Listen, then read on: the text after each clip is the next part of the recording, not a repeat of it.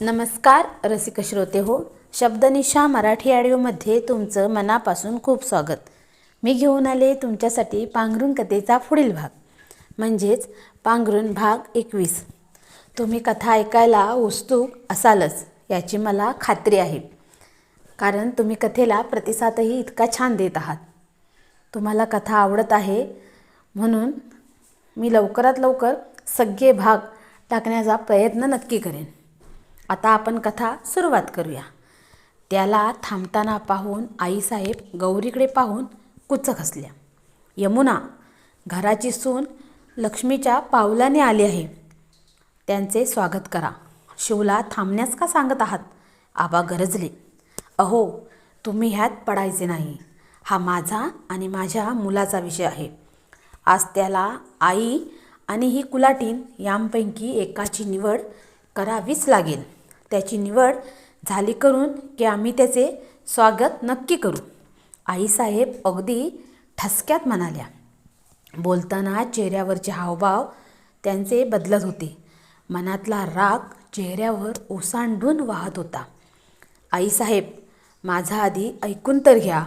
मी तुम्हाला बोललो होतो ना, मला एका मुलीने वाचवलं आणि मी नकळतच तिच्यात गुंतलो.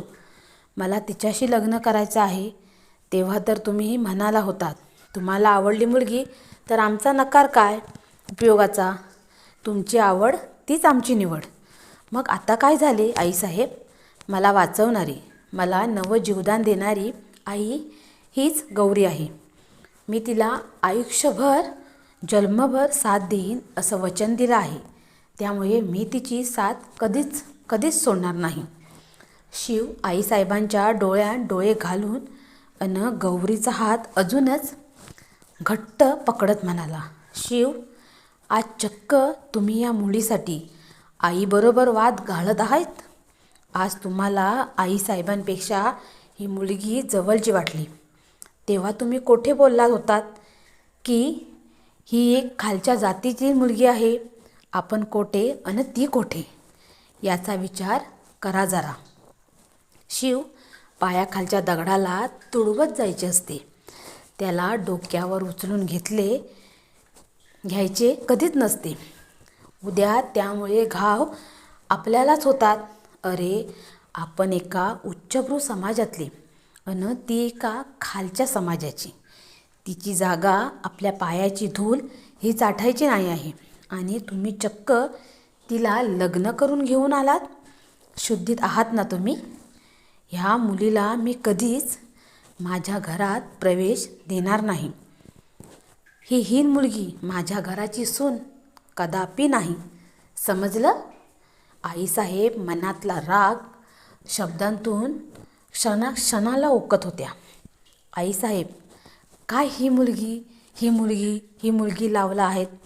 तिचं नाव आहे मिसेस गौरी शिव पाटील. जसा माझ्या मनात तुमच्याबद्दल आदर आहे तसा त्यांच्याबद्दलही आहे. लग्न केलं आहे मी गौरीशी, त्यामुळे त्यांना ह्या घरात यायचा पूर्ण हक्क आहे. त्या माझ्या पत्नी म्हणजेच ह्या घराच्या सूनबाई आहेत. हे तुम्ही मनावर चांगलंच बिंबून ठेवा. आईसाहेब, तुम्ही इतक्या मोठ्या मनाच्या आहात, परंतु तुमचे विचार ऐकून आज मला पोटातून अगदी ढवळून आलं. मलाच आज प्रश्न पडला आहे, नक्की तुम्ही माझ्या दी ग्रेट आईसाहेबच आहात ना? शिव ही आता आईसाहेबांच्या उत्तराला प्रत्युत्तर देत होता, परंतु आईसाहेबांचे विचार ऐकून तो मनातून हबकला होता. शिव, आवाज खाली करून बोला. आमचा निर्णय झाला आहे. ही मुलगी कधीच ह्या घरची सून म्हणून मी तरी स्वीकारणार नाही. ही मुलगी जर ह्या घरात राहणार असेल तर आम्ही मरण पत्करू, स्वतःला संपवून टाकू. आईसाहेब गरजून म्हणाल्या. यमुना, उगाचच पोकळ धमक्या देऊन आमच्या चिरंजीवांना घाबरून सोडू नका. किती वेळ झाला? आमच्या सूनबाई दारातच उभ्या आहेत. सकू, कळश तांदूळ भरून घेऊन ये आमच्या सूनबाईंचे स्वागत करण्यासाठी. अगदी जोरदार. आबा हसतच म्हणाले. आईसाहेबांनी एक रागीत जळजळीत कटाक्ष आबांकडे टाकला अन आतमध्ये जाणाऱ्या सकूला अडवले. त्या सरळ सरळ त्यांच्या बोलण्याकडे दुर्लक्ष करत होत्या. आता मात्र त्या अजूनच रागाने भरून गेल्या. जळजळीत नजरेने त्या गौरीकडे पाहत होत्या. गौरी मात्र आता घाबरून गेली होती. दोन्ही डोळ्यांतून अश्रू गालावर ओघळत होते. शिव, एक गोष्ट लक्षात ठेवा. ही गरीब लोक आधी गोड गोड बोलतात, आपल्याला जाळ्यात ओढतात, मग आपला खरा अगदी खरा रंग दाखवतात. सगळं काही फक्त आणि फक्त पैशांसाठीच करतात. आधी हिने संग्राम जगतापला आपल्या जाळ्यात ओढले, त्याच्याकडून सगळं उकळवून झाले. तसं काय केलं काय माहीत, बिचारा संग्राम मरण पावला. आता ही शिव तुम्हाला आपल्या जाळ्यात अडकवत आहे. वेळीच सावध व्हा, सावध व्हा. उद्या तुमची परिस्थितीही ही मुलगी तशीच करेल. सावध व्हा, सावध व्हा शिव, सावध व्हा.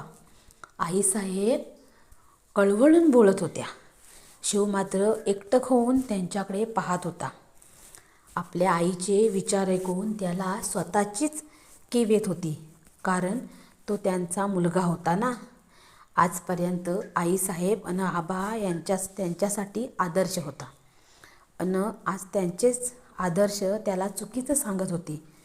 आईसाहेब, माझी गौरी कशी आहे तर मी चांगलेच ओळखतो.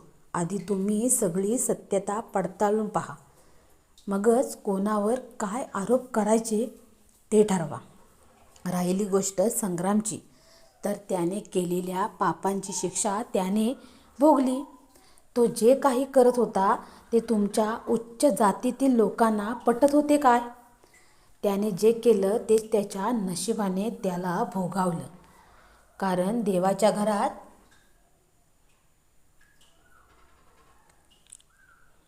उशीर असतो, अंधार मात्र कधीच नसतो. आईसाहेब, मी कायम सावधच आहे. शिव रागातच बोलत होता. शिव, तुम्ही मला सत्यता पडताळायला सांगत आहात? कुठल्या जातीचीही अन कुठल्या धर्माचीही. तू जरी हिला आपल्यात आणलीस तरी हिची खालची जात बदलणार नाही. शेवटी एक सत्य आहे, खालच्या जातीतल्या लोकांनी आज जन्म उच्चभ्रू वर्गातील लोकांचे उष्टे काढत बसायचे. त्यांनी फेकलेल्या तुकड्यांवर ह्यांनी जगायची. ह्यांचं असं अस्तित्वच नसतं मुळी. किड्या मुंग्यावानी ह्यांचे राहणीमान, अन असल्या किड्या मुंग्यांना आपण पायदळी तुडवून टाकतो. कायम लक्षात असू द्या, ही खालच्या जातीतील म्हणजेच आपल्या पायातल्या चपलेवानी ह्यांची लायकी आहे. ह्यांना डोक्यावर उचलून घेऊ नका. एक आई आपल्या मुलाचा चांगलाच विचार करत असते. त्यामुळे तुम्ही जरी चुकीचं पाऊल उचलत असाल तरीही सतर्क राहा, म्हणजे पश्चाताप करण्याची वेळ कधीच येणार नाही. ह्यांच्या जातीचा आणि आपल्या जातीचा कधीच मेळ बसणार नाही, कधीच नाही. आईसाहेब पोट तिडकीने बोलत होत्या. आपलं मत, आपले विचार त्यांना अगदीच योग्य वाटत होते आणि त्या ते व्यक्त करत होत्या. आईसाहेब, काय सारखं सारखं सारखं जात जात लावलं आहे तुम्ही?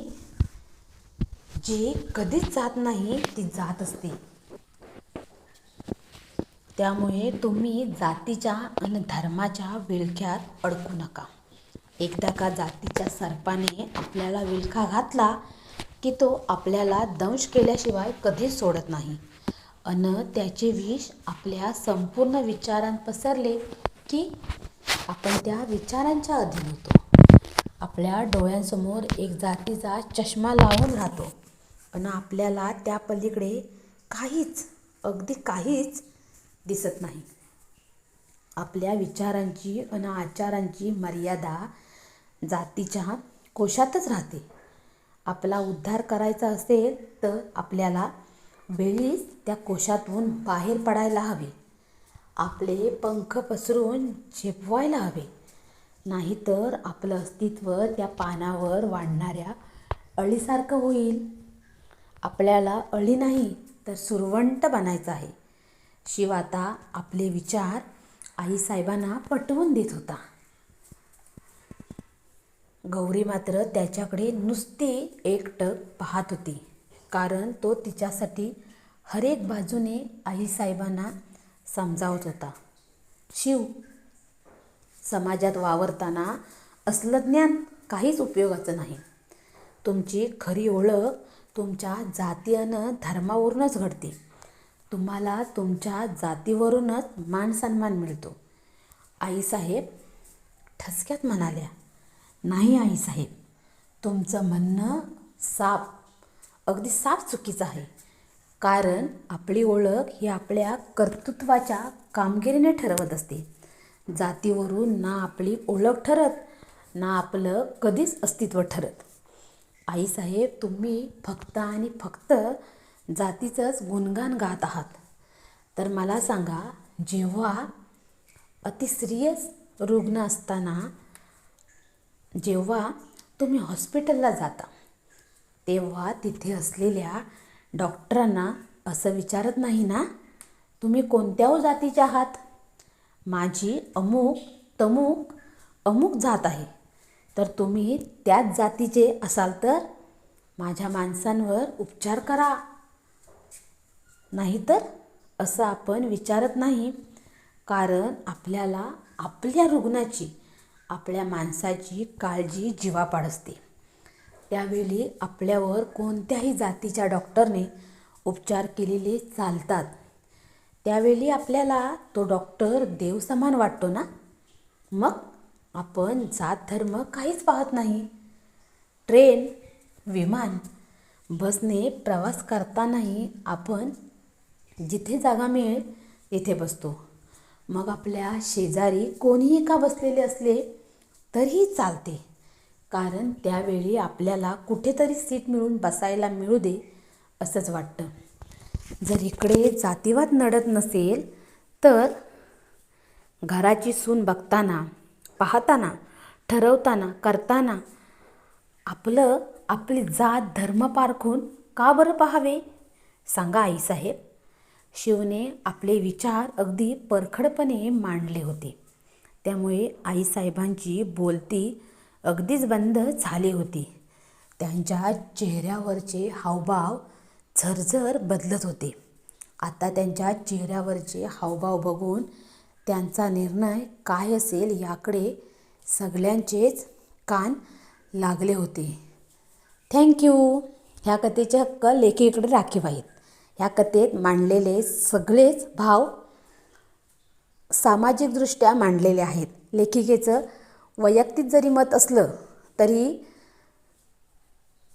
आज समाजात वावरताना ह्या गोष्टी सर्रास घडतात. त्यांच्याबद्दल फक्त जनजागृतीसाठी ही कथा लिहिण्यात आली आहे. थँक्यू.